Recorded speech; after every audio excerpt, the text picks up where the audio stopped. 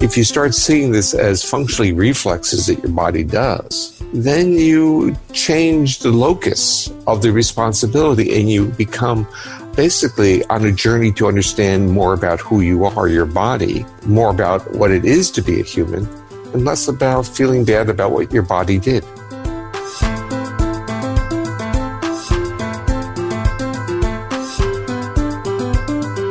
Hey, everybody. Hey, everybody. Welcome to Therapists Uncensored.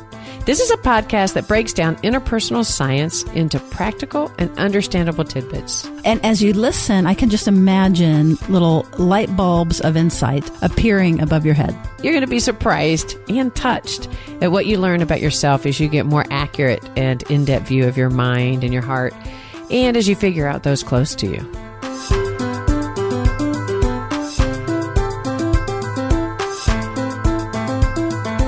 Therapist Uncensored brings you decades of experience with interpersonal psychotherapy, relational neuroscience, modern attachment, and anything else they think will be helpful in healing humans.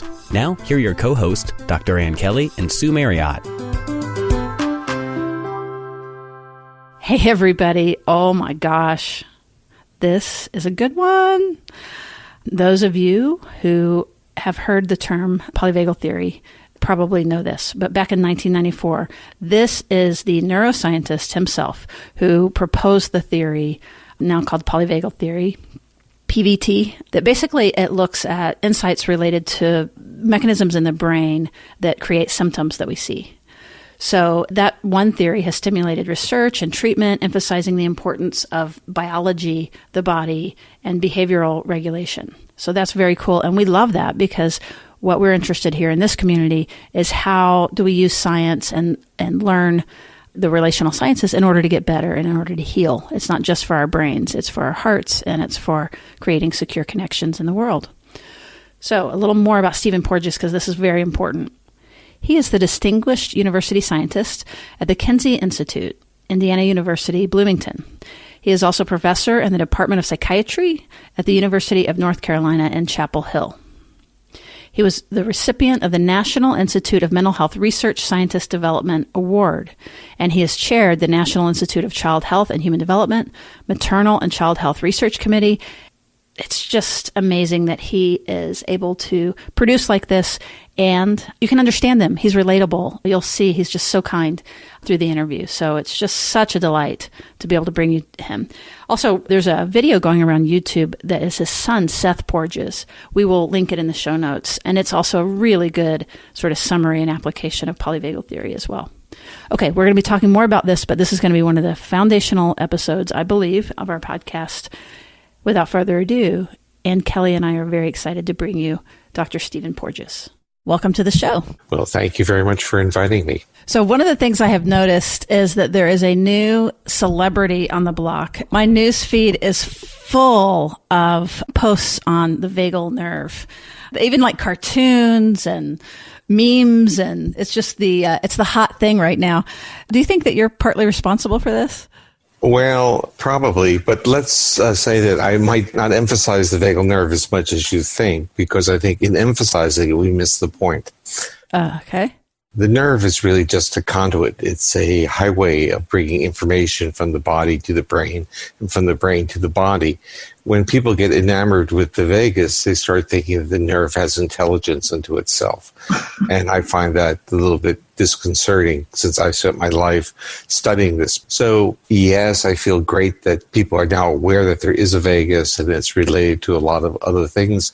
But I also get concerned that they think that the nerve itself is causal and can be fixed when it's really the highway. And you have to, in a sense, change the information coming down from the brain to the organs or the information from the organs to the brain. Oh, that is so good. So it's basically your concern is kind of oversimplifying. It's simplifying and making it it's concretizing it in a way that it was never meant to be. Mm-hmm. So it was supposed to be an understanding of how our body changes state and the connection of our brain to our body and our body to our brain. It was really the foundation of a brain-body science and medicine. This is so good to hear what's true versus kind of, again, what becomes pop culture. And we so value that. Dr. Porges, incredible work on polyvagal theory. I think that this originally came out in 1994. Is that correct? Right. I had to give a presidential address to the Society for Psychophysiological Research, and there was a tradition in that society that you would do something special, and that's what I did. And it was published in 1995. But in writing the paper and in creating the initial theory, it was like lifting the veil across something that we had noticed, we had observed, but we really hadn't articulated. So I see it as a rediscovery of what was there. We had never really thought about it in those terms. And it has been quite profound, and it's definitely being integrated now into lots of therapies and interventions. But again, I want to get to what your suggestions are in that so that it encompasses. I think if it goes back to really where the theory came from, there's an interesting story there. Oh, lovely. In the 90s, I was studying babies. I was studying fetuses. Actually, I was trying to develop a methodology that would be useful for detecting problems during the last trimester of gestation and during delivery. So I was trying to develop methodologies to measure the neural regulation of the heart in the fetus and in the newborn human, because the clinical judgments were inferential and they really weren't based upon a dynamic measure of how the nervous system was adjusting to that challenge. And I thought I had really the answer. I thought I had found something very profound and important. I thought I had found a way of measuring that vagal influence, which really is the brainstem control over the heart, and basically saying that when the body is regulating and in good physiological state and it's resilient, can literally survive delivery, that vagal influence on the heart is strong. But when the baby suffers from hypoxia, they then become very vulnerable and they have clinical apneas, they stop breathing, or clinical bradycardia, which means their heart rates drop. And so I was saying, well, I can get a measure that's protective of this. However, there was a real paradox here when I brought this into the medical community, because neonatologists and pediatricians had been taught that the bradycardia, the potentially lethal heart rate responses, were vagal. So I was now saying there's a response or a pattern that's protective, and they're saying there's another pattern and it's lethal. And they were right, and I was right. But the argument was, or the question to me was, how could a system, meaning the vagus, how could it be both protective and how could it create a lethal condition? And the answer became quite simple, that there really were two different branches. And there was literally a rule built into our nervous system about how those branches would, in a sense, emerge and have their effects. And that during severe stressors, we start using evolutionary older structures that regulate our autonomic nervous system. And in preterm babies, often they don't come into the world with a mammalian or a new type of vagal circuit. But the real issue is that when we're under stress, and now we start moving into the psychiatric and psychological world, is when we move into stressful situations, we remove that newer mammalian vagal protection from the heart, which is what I was studying in the first place. And I was very, in a sense, naive about these other circuits. I was basically almost had a knee-jerk response to vagus is good. And in a way, that's what we were taught, because we were taught that the vagus was part of the parasympathetic nervous system, the major part, and the parasympathetic nervous system was the part of the autonomic nervous system that support health, growth, and restoration. That was never described as a defensive system that had lethal consequences. And what polyvagal theory uncovered was that there was a very ancient or older vagal pathway, and that could be recruited in defense. And that could functionally shut us down and create a lot of the symptoms that people have who have had severe trauma experiences. When it works as in a defense, we may dissociate, we may pass out, we may defecate. Mm-hmm. And when it becomes more chronic, you start getting manifestations of irritable bowel syndrome and other types of what they're now calling medically unexplained symptoms. Muse. And what they're really saying is they don't know what causes it. And there's a lot of these disorders, but they primarily are disorders of the subdiaphragmatic vagus. Vagal pathway is going below our diaphragm. So when you talk to clinicians and they talk to their clients, and many of them may be listening, a lot of the symptomatology is subdiaphragmatic. They may talk about genitalia pain. They may talk about irritable bowel syndrome. They may talk about diffuse pain fibromyalgia. Or they may have terms that they were told that are also nonspecific. They may have dysautonomia. These are the terms that are used in the medical profession when they can't identify specific mechanisms. And what it starts to look like is that they are really a family of disorders that emerge in many cases, not in all cases, from this old vagal circuit that we inherited from more primitive vertebrates. And when that system is no longer supporting our homeostatic function, it has a defense mode, and that defense mode shuts us down. So that was the basic. The basic history was we had a parasympathetic nervous system that we were taught was protective, but it really has a defense system. We were taught that the sympathetic nervous system was our fight-flight system, and that's not totally correct either, but it can be recruited in fight-flight just as the vagus, this old vagal pathway, can be recruited in shutting down. And the world we want to be in is actually an interesting world. We want to be in a world of relationship or relational safety, because we as mammals need each other to regulate or co-regulate our physiology, and that recruits not merely that newer vagal pathway, but in the brainstem, that vagal pathway is interrelated to the nerves that regulate the striated muscles of our face and head. So it controls our voice, it controls our face, but in a sense, we have always known this. We know who we like. Our body knows who we like. We can feel it. We feel it. And the issue is we feel it. And this is where polyvagal theory moved. It says, yes, we feel it. We're aware that we're feeling something. But you know what we're not aware of? We're not aware of the cues that put us into that state, because our body reacts it's such a fluid reaction, so seamless and so rapid, that we are not conscious of it, but we're conscious and aware of our body's responses. So if we had to be aware of things to make all these decisions, we'd probably be run over by cars by now, everyone in modern society. Right, too much information coming in. Our body reacts faster than we know why we reacted. And I coined a term that I called neuroception. Oh, good. I'm glad you got to that, yes. The word which says the body is detecting, the nervous system is detecting risk in the environment, evaluating it without conscious awareness. It's something quite obvious, because when we walk into certain environments, we either feel good or we feel hypervigilant. We start, hey, something's going on here. And so our body has a degree of, it's a type of intelligence that is not a cognitive intelligence.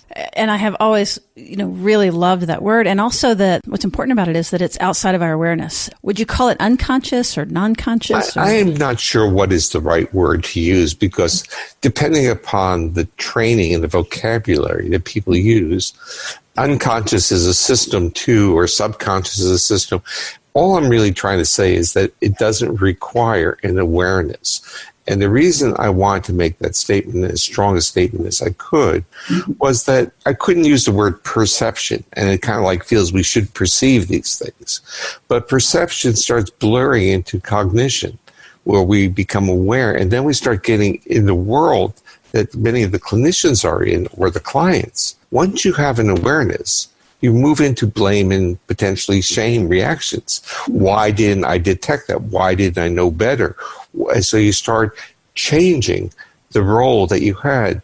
If you start seeing this as functionally reflexes that your body does, then you change the locus of the responsibility, and you become basically on a journey to understand more about who you are, your body, more about what it is to be a human, and less about feeling bad about what your body did. Yeah, that's one of my favorite things about this, that it's so non-shaming. One of our Facebook pages, it says, it's not me, it's my amygdala. And it's the part is that we are in a society that has, I call it cortical-centric or cognitive-centric, where everything is about thoughts. It puts a responsibility that I should have known better. It's a different type of knowing. We need to have a more greater respect for the body's sense of knowing, which is not necessarily in our awareness. I love it, especially in the West, that cognition and linear thinking and language is so valued, and this is not including any of those things. Right, and you said a lot right there in the few sentences that you just made. The interesting part is the actual syntax that people use in their speech is probably far less important than the intonation of their voice, because the intonation of voice happens to be regulated also by a vagal nerve, and it reflects your physiological state. If we take an evolutionary model and start looking at what happened in mammals, we're the only mammals that have speech. Yet all mammals, or virtually all that I know of, have vocalizations. And what they were using them in part was to convey to their conspecifics of their own species that they were safe to come close to. But don't humans do that also? Absolutely. And if therapists can learn this and be able to mobilize it, then we're going to get really far, because you're talking about sort of being able to establish an unconscious or an out of awareness safety. Yeah. To be able then to reflect and use our thinking minds. Right. What you're doing is once you get the body in a state of trust and safety, then you can do lots of wonderful things. Also, if you're working on clinical issues, if the body feels safe with another, what that means is that you can co-regulate each other. You have this interaction of maintaining presence. Then these events that occurred in the past, they're triggering by those events becomes much more tempered. So what you're doing in the dyadic co-regulation is basically exercising resilience. That makes me think of a quick story. I was talking to the co-host actually of the show, and something had happened, and I was in a rush, and I had been kind of abrupt with her, and here, let me just give it to you. So anyway, I had called, and I'm like, I'm sorry, I was a little quick. And then later we're talking on the phone, and she's talking it through with me, and I'm wanting to get to this audio book. And so all of a sudden I'm feeling myself do it again. Like, oh no, I can't be impatient again, So I literally thought social engagement systems are important. And it really just helped me settle my body and just stay. And at the end, we kind of joked because she goes, "You did so good." And I'm like, social engagement. Well, it's quite wonderful. Social engagement system, it contains the cranial nerves that regulate the muscles of the face and head, including voice, our ability to extract human voice from background sound, and it also regulates our heart. So we have this interaction going through social engagement that keeps us out of defense. And it's even when we talk about team sports, we see that people are mobilizing, but they don't hurt each other as long as they maintain a reasonable amount of face-to-face contact. Yeah, you see that in animals too, don't you? Where that it looks like fighting, yeah, but they have to look back at each other, versus it turning into an actual fight. Yep. Dogs are wonderful to see. They chase each other. Yes. And then when they catch, they bite the rear leg, and the other dog turns and looks at the dog that did the biting. They make face-to-face, and then a role reversal. And the face-to-face defines play. Oh, that's great. Yeah, so play isn't playing on your computer, right? Co-opted that, the word play, when it really was being interactive. And I like to talk about play as a neural exercise. And it involves spontaneity, I think, is something that you talk about. Spontaneity and reciprocity. Okay. So when they deal with children who have atypical children in terms of their social behavior, so some that are on spectrum, and what you see on the playground is that other children don't want to play with them. Not because of what most people think, that, oh, they're weird, but because they're non-contingent in a playful environment. That means they get hurt. Other people get hurt. So when you see, especially like with autism or on spectrum, that when the child is becoming more socialized or sociable, they become more aware of the other, and play becomes the natural product. And with autistic children, and I spent many years studying them, one of the first questions I would ask the family was, do you have a dog? And then I would ask, the next question was, how does your son or daughter deal with the dog? And if you got a statement like saying, totally ignores it, doesn't even know it's there, then you ask the next question, what does the dog do to the child? Does it avoid or does it come to? And you start seeing whether the roots of a social interaction are there, and is the dog now therapy for that child in exercising these spontaneous reciprocal interactions without the pressure of being in a classroom or on a playing field? And sometimes it is. Mm-hmm. That's lovely. Word I use is that a play is a neural exercise. I elevate it. And we're in a culture that says play is a distractor. And even in the world of developing educational programs for autistic kids, it's all about how much time they have in terms of cognitive development, or not the only thing, but the primary bit. And likewise in our classrooms are becoming very difficult for children who vary at all in terms of their state regulation capacity, because they don't have enough opportunities to play, which really means to co-regulate with another person.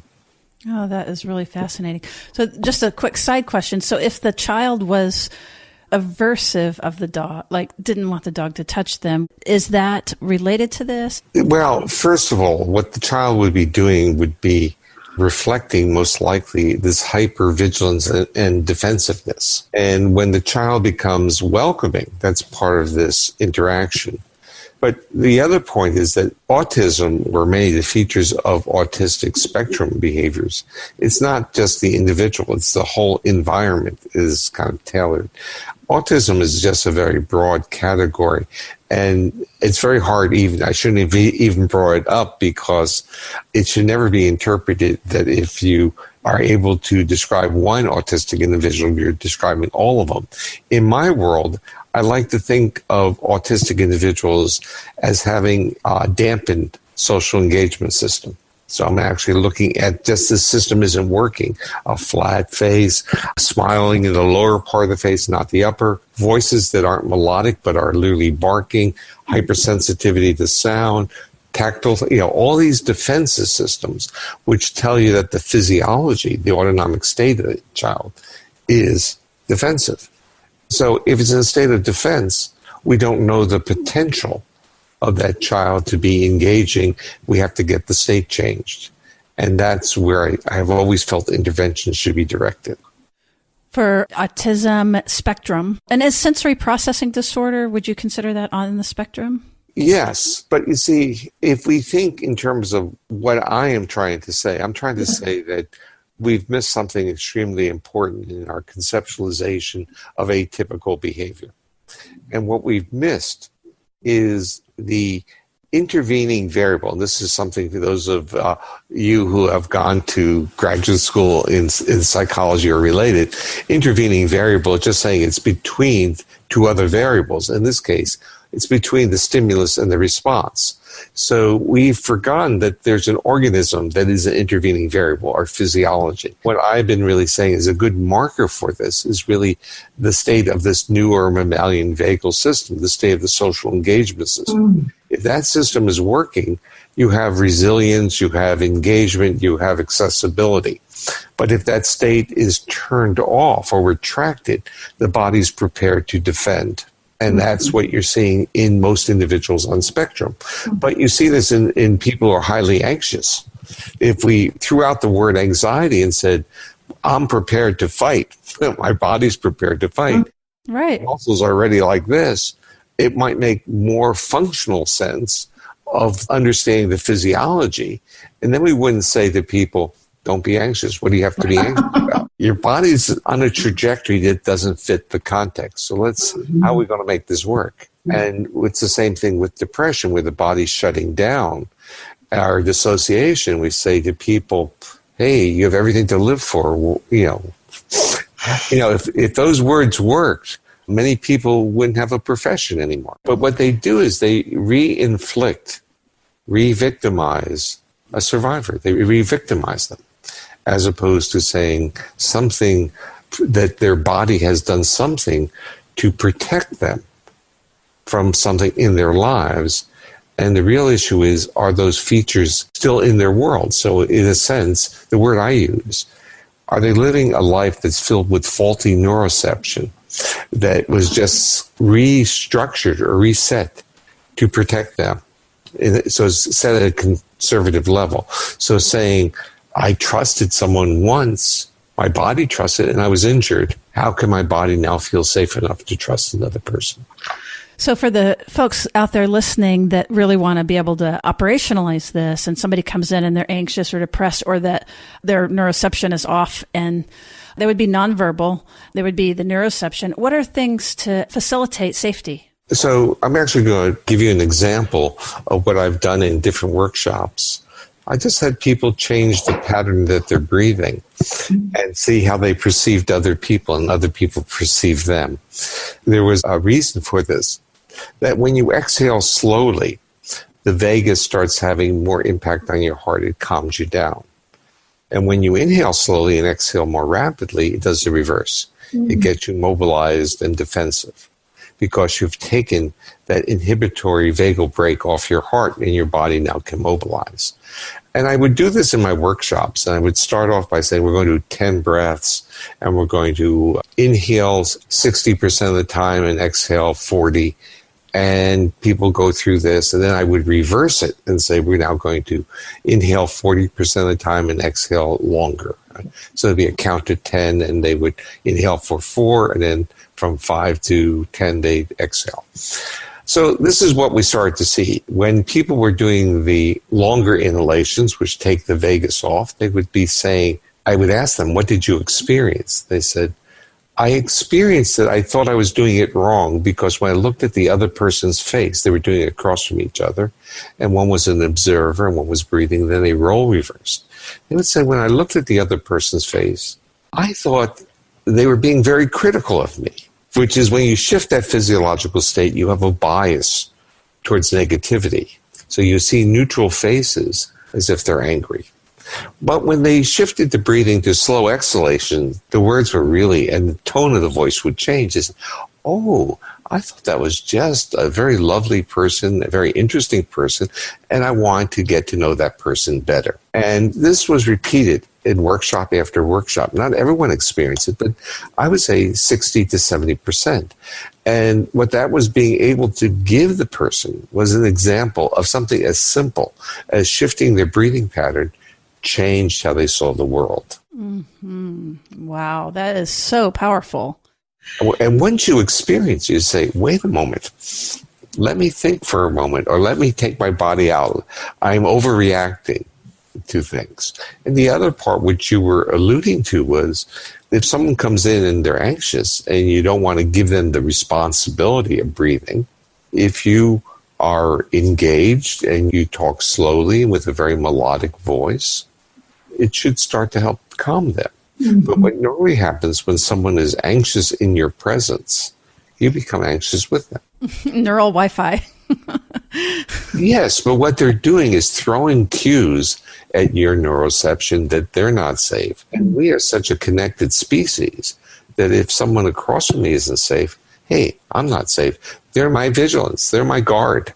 Wow. You know, I'm just so flooded with these different thoughts. One is I was thinking about lullabies. And when I had a little one, I'm now aware, I think what it was doing is it was forcing me to manage my breath and tone and not ramp up like a fussy child.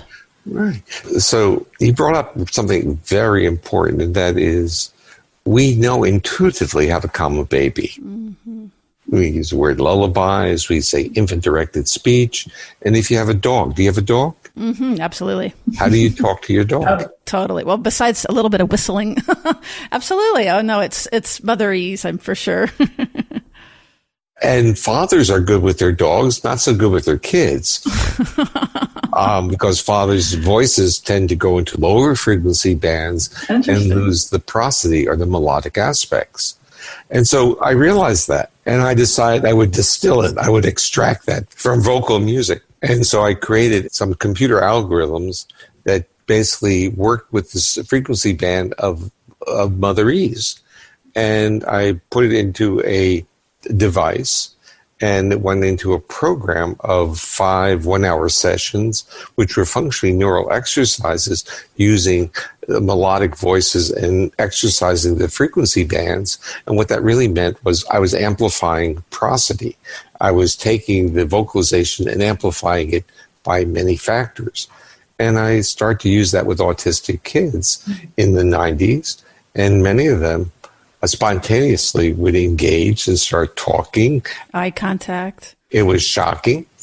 So I did this for about almost 20 years in my laboratory, working on this. We did a few hundred kids, and I didn't know how to bring it into the clinic or outside my own work. And then I met people at this company called Integrated Listening Systems, and they took it from me, and they are now distributing it. And now there are 1,400 therapists who have been trained to deliver this. And what we're seeing, this is, to me, what makes me smile. Good. That they're duplicating what I saw in the laboratory, and they're extending it to other populations that I hadn't worked on. So I had worked on children and primarily on spectrum, but they've worked on all different types of populations, and now there are people using it in the trauma world. But that is, from my perspective, not as simple as using it with young kids. When a young kid comes into the laboratory, the clinic, that child comes with an adult, is in an adult world, and can feel safe by the support of the therapist and the parent, and now the stimuli can start doing its work. But when an adult comes into that same environment by themselves, they're by themselves. And now the sounds are cues of safety. And what happens to an adult who may have a trauma history once their body loses its defenses? Well, they can get them right back, right? If they create back with great anxiety and say, fooled me once, don't fool me twice. But they're not even on the conscious level. The body just pulls back, and they want to get out of there. And I was so shocked to see this. I was doing a workshop in London, and I mean, it was a big workshop. There were 300 people in the auditorium. And I would decide I'd play around 6 minutes of music that was computer altered, because if I play 3 minutes, usually I get 1 or 3 responses. One, oh, this made me feel I was like going into a special space, or I had an itching in my ear, and that I felt was good because you can feel the bones moving, which is what's supposed to happen, or they had no effect. So this time I played 6 minutes of the music. But I had forgotten one thing. I had forgotten that people in London are really, most people in London have either transgenerational trauma in their history or they've experienced trauma. I forgot that because they're either immigrants who've come there for a reason or they have the aftermath of World War II. So I'm playing this music, and I'm this naive professor up front, and I'm waiting to hear the same responses. And I wanted people to say, oh, my ear is itching, and those are the bones moving when the nerves are regulating the middle ear muscles. But what happened was that a lot of people got very anxious, and their behavior was either going up and then crashing. And so there were a lot of volunteers at this meeting, and they were then had to help support the people who were in the audience. And this went on the dialogue. So this triggered a tremendous amount of dialogue. And so after 45 minutes of back and forth, I had to basically terminate that part because I had to finish up with my workshop. But it really got me thinking, because up until that point, I thought that whenever people would report some anxiety, that this was very unusual. I had not put it together. I had not, in a sense, decoded. And then I said, of course, if your body now goes to a state of safety and your awareness is, I'm not going to be, you're going to trigger a neuroception. And I'm now watching many people in the trauma world, especially those in somatic experiencing, are now using it, integrating this intervention, which is called Safe and Sound Protocol, into their own treatment model. And what I was going to, the reason I emphasize the name of it is I had forgotten that there were 2 components. Even though we named it that, there are 2 components. One, you have to be safe before you process the sound. And so I had forgotten what I had really, in a sense, put together or developed, that you need to respect the other person's physiological state before you can start doing these neural exercises. And it speaks to how powerful that those exercises are. Would you say that that would be true too for like mindfulness with someone with PTSD, or that's? Mindfulness. So again, I think you're actually bringing up something that many clinicians are aware of. That if you have some individuals with PTSD and you put them in a mindfulness setting, and now they're in an open room and their back is now out there, and they close their eyes, they're going to be reactive to get out of there. They're vulnerable. And so we have to understand about vulnerability and how our body reads it and be respectful of it. Absolutely. And in a sense, kind of be guided by it sounds like. Now, I want to hear what your thoughts are about oxytocin. That's also a big thing that I think is often misunderstood. And, people joke about wanting to put it in the water or something. And also related to dogs, because you've also mentioned dogs and pets. And so I'm kind of interested in this relationship about oxytocin. Well, I'll talk about it, but the right person, the real person to talk to is my wife. Oh. My wife is Sue Carter. She's the one who discovered the relationship between oxytocin and social behavior. So we have these various discussions, but I will give you my take. Okay, and thank you, Sue Carter. That's wonderful.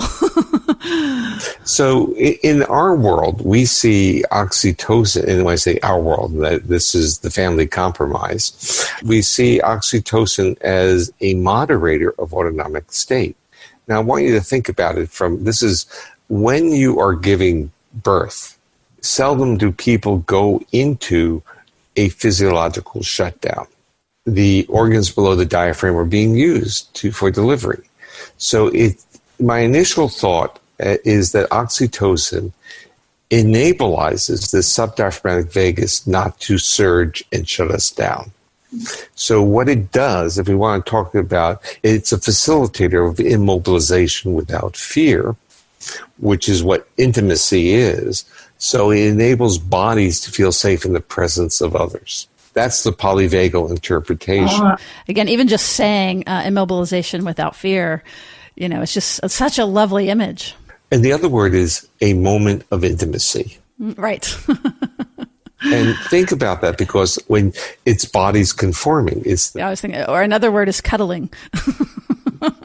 And as opposed to squirming. Mm-hmm. Yeah. So the body can now feel safe in the arms of another. And I often qualify this in the arms of another appropriate mammal. So some people feel very safe with their dogs, but not with people. Mm-hmm. Yeah, that's why I wanted to come back to that, because oxytocin crosses species, safe species. Yeah, oxytocin is, again, if you talk to me and talk to my wife, you'll get a different storyline on this. Oxytocin, from her perspective, is a very ancient neuropeptide, which comes in and out through the evolution of vertebrates. To me, the critical part is that oxytocin and its soulmate, vasopressin, become separated in the transition from reptiles to mammals. So in reptiles, there's something called vasotocin or mesotocin, which has features of both.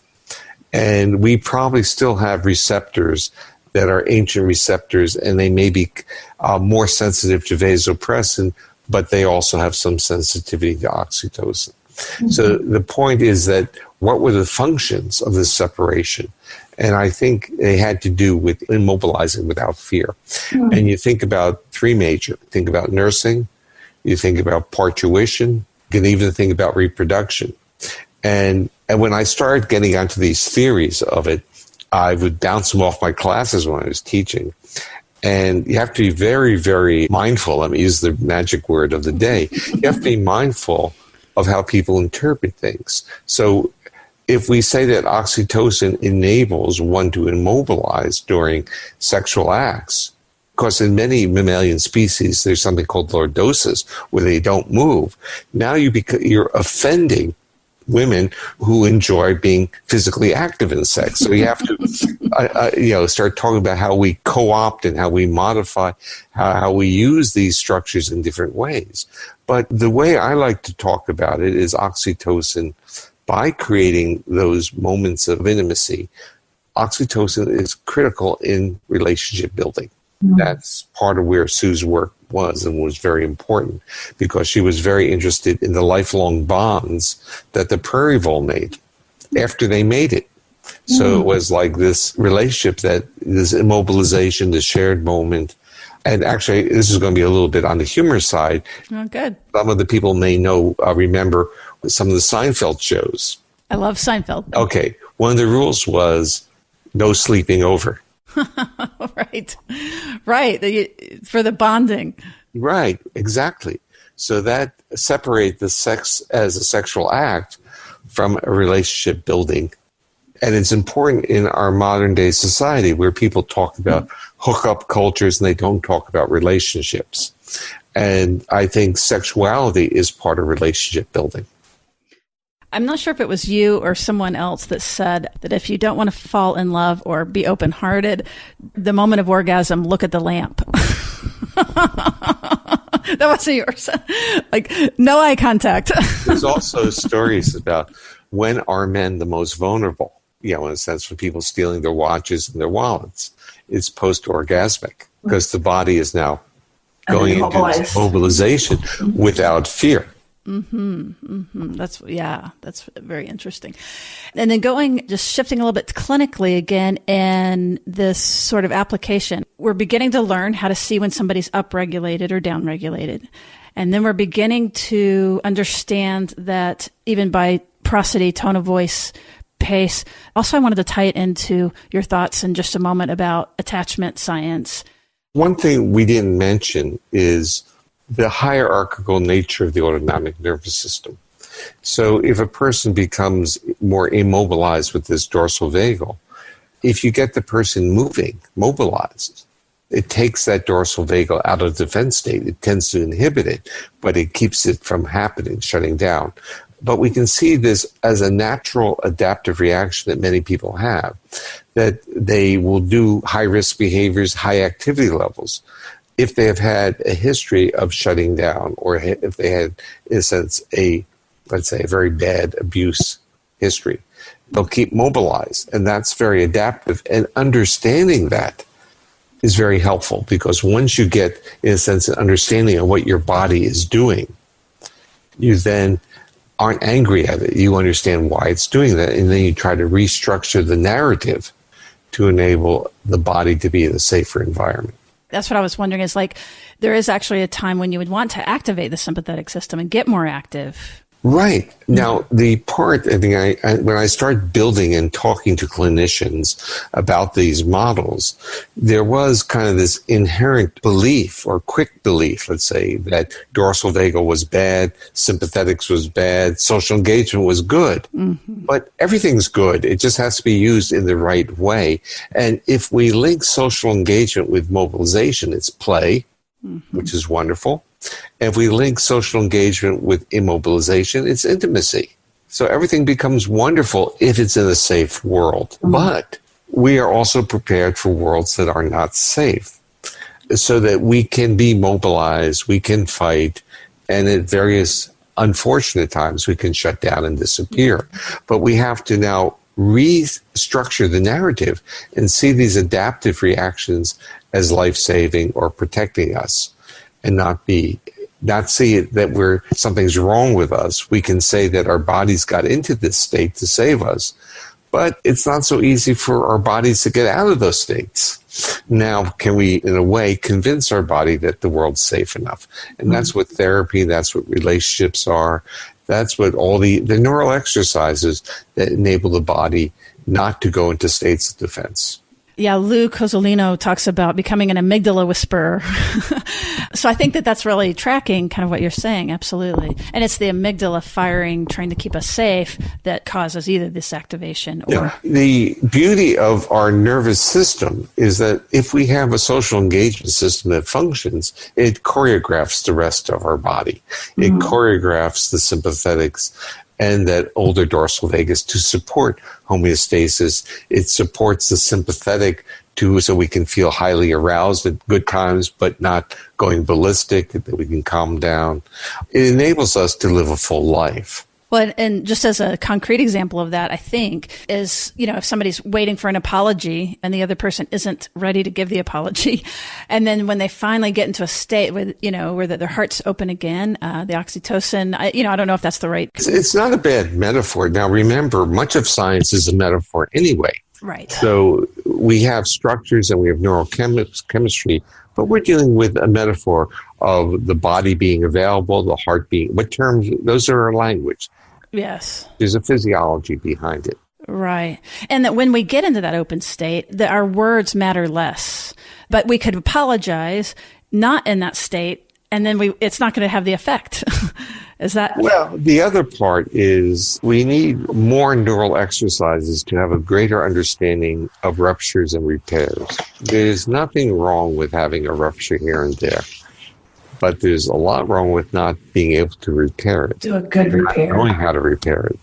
So what happens when there's a rupture, we want to be very careful not to make it a moral mandate, a moral decision. Someone was bad, they need to be punished. It's like a kid that has a tantrum. It's not pleasant to be around, but should you punish a kid for having a tantrum? Mm-hmm. Or be offended or something like that. The tantrum is the expression that the child can't regulate their physiological state. Mm-hmm. Now, do you think that child can regulate it if you threaten the child some more? I mean, just think about what we do in our culture. It doesn't work that way. Mm-hmm. Our bodies didn't evolve to work that way. Mm-hmm. That's lovely. And the intervention that you mentioned, Safe and Sound, is that right?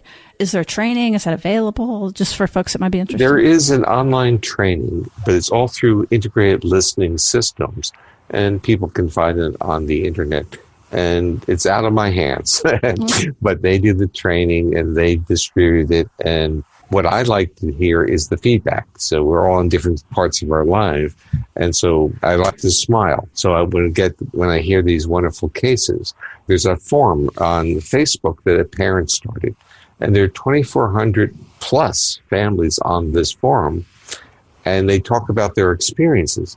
And the woman who created it, her child was basically ready to be institutionalized, and now the child's mainstream. I mean, it's not like that's going to happen to everyone. I don't mean that. But what you have is a situation where behavioral state regulation was so disruptive that the child could not be controlled and was basically physically injuring his parents, to a child that was talking about how much he loved his mother and all these kind of interactive bits. And that had to do with the Safe and Sound. It was within 5 days. It was 5 1-hour sessions. So what it did was a physiological shift in state. Yes. Just like we mentioned about breathing. Shift the state, you'll get different emergent properties. Shift the state, now that intervening variable processes or helps process inputs differently, and you get different output behaviors. Mm-hmm. So if you want to be loving and engaging, I don't want to cause responsibility here, but if that is your goal in life, it's helpful to have a physiology that is calm. Mm-hmm. And not so easy, because once it fires, it takes a while to get back online. Well, to kind of understand why it's doing that. So what are the features? So let's say you're a porous person, and a lot of people are porous. So if you work in an environment where there's a lot of anxiety and a lot of fear that, budgets won't be made or clinical hours won't be kept or certain jobs where there's this constant pressure, your body's going to respond to it. I mean, we use words like stress, which is not a very good, useful word, but what we're really saying is our social engagement system is really being destroyed because our body is reading the cues that we have to protect ourselves, that it's not a safe harbor. Mm-hmm. Mm-hmm. Amygdala whisperer, again, it makes me think of that. Just kind of in a wrap up, are there takeaways? There are takeaways the takeaway would be on two different sides. One, your ability to read other people's physiological states and why that's important. That your physiological state is not independent of your emotional state. It's not independent of your accessibility, and it's not independent of what cues you're giving the other person. So your physiological state's critical. It's being projected in your face and the facial muscles, but it's projected also in the intonation of voice. And intuitive clinicians have always understood this. They've understood it in terms of the posture of the person, the gestures, and the intonation. So once you're able to read the person, you also have to understand what are the cues that that nervous system wants and craves. So our nervous system literally craves cues of safety in an environment that is safe. I have my own metaphor for this. I say that our nervous system is waiting for Johnny Mathis. And that has to do with people who are of a certain age that they listen to. You're blushing already, I can tell. And so the issue is Johnny Mathis was powerful because he's using those frequencies and bodies could feel safe and intimate moments could occur. So our nervous system really is waiting for Johnny Mathis. And instead, we hear all kinds of threats instead. Well, that is incredible. And you have, would you like to mention a couple of your books or one that you would like to direct people to? There's an edited book with Deb Dana, which is Clinical Applications of Polyvagal Theory. And that is the book that I really feel the greatest affinity to because it has so many chapters written by passionate clinicians. And their responsibility in putting this book together was to convey how they embedded or used polyvagal theory. So it's not, in a sense, saying polyvagal theory this, polyvagal theory that. It's how they could use it. And I was very, very touched by the chapters. And it's a beautiful book. I really enjoyed it. And it has introductory chapters by Peter Levine and Bessel van der Kolk and Pat Ogden, who brought me into the world of trauma. And I did initially start there, and they were so welcoming. And so, in a way, I wanted to honor them as well. And Deb was just fantastic as a co-editor. She basically had the word was she nursed the work with the authors, and when she gave up, she gave them to me. That's wonderful. So it sounds like such a packed resource. It's really broad, from clinical psychologists to personal experiences to veterinary medicine to neonatology to psychiatry. People were writing, and they're writing from their heart, how it enabled them to be better clinicians or better practitioners. And it made me feel very good. Oh, that's wonderful. Well, our audience can catch that in the show notes. Just look below this podcast and you will be able to see that link. And if they wanted to reach you, by the way, on his website, if you want to know more about this, it is packed full of articles and tons more, and also other interviews and YouTube videos to learn more about this. Talking about the webpage, I got a wonderful email. Someone says, and this was actually serendipitous because I had already reached out to my son to kind of help me on this. And this person said, I'd like to give you a gift. I'd like to redo your web. You know, that's actually happened to us. We've had a couple of listeners just go over and above and really helping us on the back end. Like, come on, keep going. So it's just so wonderful. Also, I want to mention your son's YouTube video. And it's a really wonderful, accessible, fast way to understand this theory. So we'll also link that. Good. He'd like that. He's good at those things. Apple tree.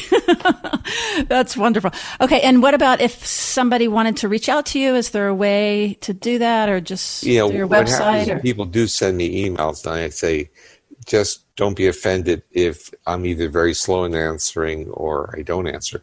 I try to, but it's very time consuming. Yeah, I do other things other than email, but I try. Mm-hmm. Well, and again, if people are drawn to you and interested in you, there are so many resources on your site. And can you say the name of your website? It's StephenPorges.com. StephenPorges.com. Well, thank you so much. This has been fantastic. And I'm so excited to have you on because, again, we talk about it all the time, but to have the father of the theory on is wonderful. And pretty soon the grandfather. Oh, yeah, there you go. Okay, so we're ending, but you know what I forgot to ask you? I mentioned it when we didn't get back to it. Can we get your take on how polyvagal and basically how the biology interacts with the attachment sciences? Well, several years ago, I wrote a chapter on this for a book, an edited book that my wife, Sue Carter, and I and several other people are co-editors on. And it was all about attachment, a new synthesis. It was a conference that was held in Germany, and it was with international speakers. My chapter really was talking about a preamble to attachment, and I view that as the physiology of being safe. So that's available. It was republished by MIT Press. But I think that in the attachment world, we, again, get very much caught up with in terms of seeing the behavioral pattern and not seeing the underlying mechanisms that may enable attachment to occur.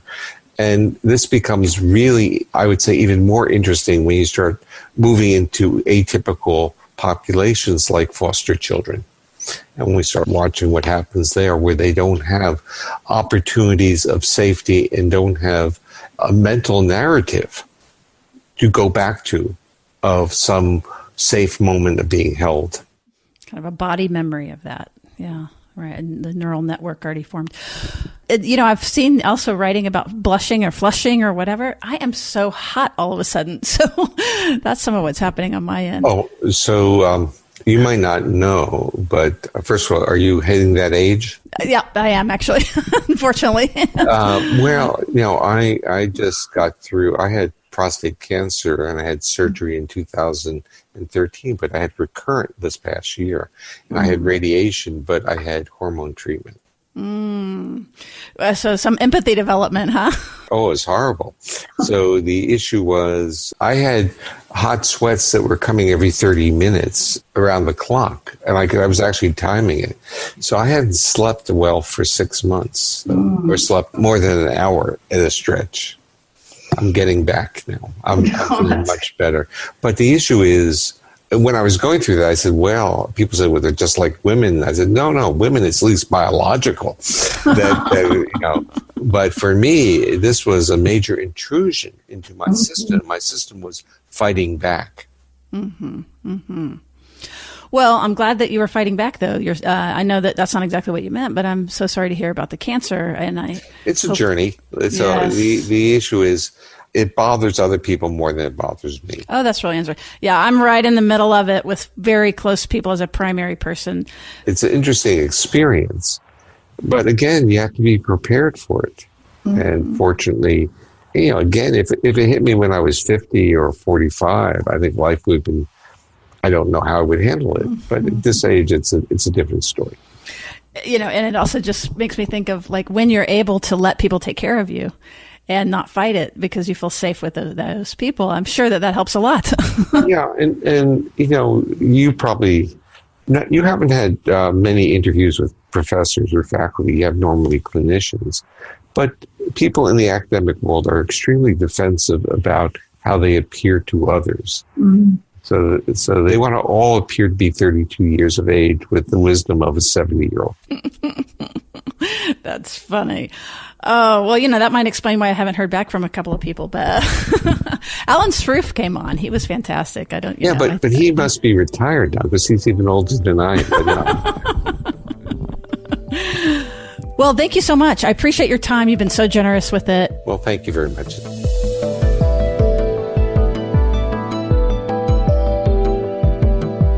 My name's Lino.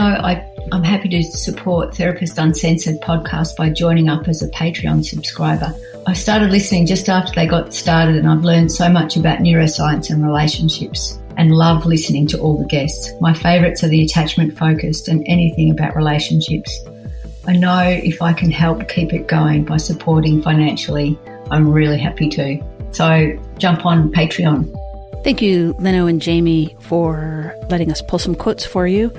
And I really want to just, if I had an applause button, which we're not that fancy, I'd be hitting it right now because we have several new executive producers that have joined our show. And again, if you don't know what I mean, patreon.com/Therapist Uncensored is where you would go to join up. So we would like to thank Jacqueline Brecker, Tyra Butler, Kirill Eremenko, and Sally Monier. Our gold neuro nerds that we want to thank is Tracy O'Dowd, Donna Woods, Carmen Carpenter, Claire Holberton, and Keith Ray. Thank you guys so much. And in addition, and so importantly, sort of the rest of the neuro nerd community that we can get to today anyway, Shay Lee, Mike Romal, Amy Yantz, and Anna Kondak. Thank you, everyone. And if you would like to get more access to us and more content and just generally support the show, please go to patreon.com/Therapist Uncensored. All right, we'll see you around the bend.